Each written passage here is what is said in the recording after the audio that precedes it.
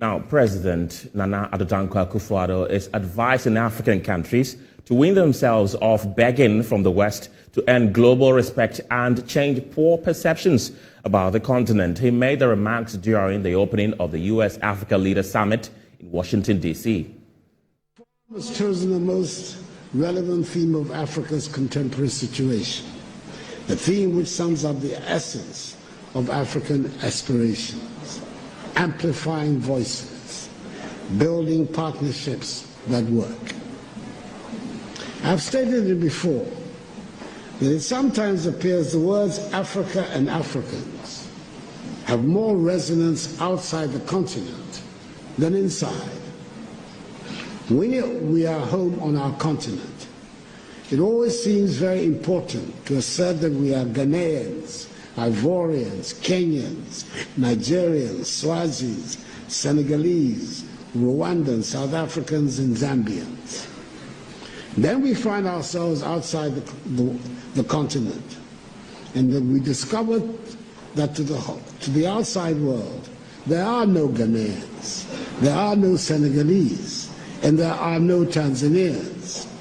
There are only Africans, and we are all simply Africans. The lesson for me is clear. Our destinies are intricately linked with each other, and we're talking not only about those of us on the continent, but about the Africans in the diaspora as well.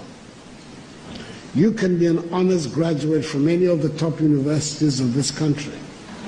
You can be a second or third generation American, and you can be in a well-paid job.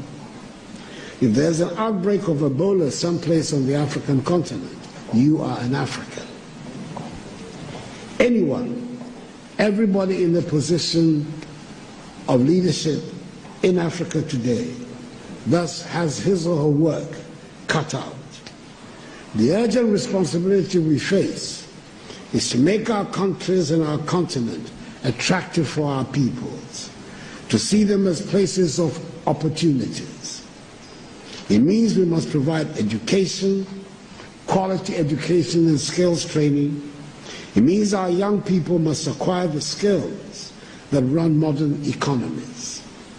The impact of a successful Africa on the image and standing of Africans in the diaspora applies with equal force to the image and standing of her sons and daughters who go by the name African Americans, and indeed to all her kith and kin in the Americas and the Caribbean.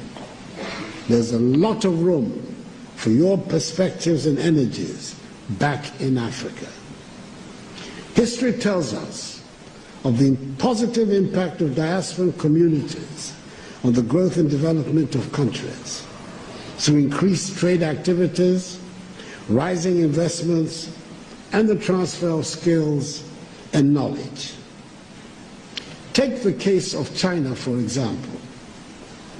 With an emigre population of some 60 million, the Chinese diaspora is said to be the 25th largest country in the world, who, according to the Nikkei Asian Review, own assets worth 2.5 trillion United States dollars.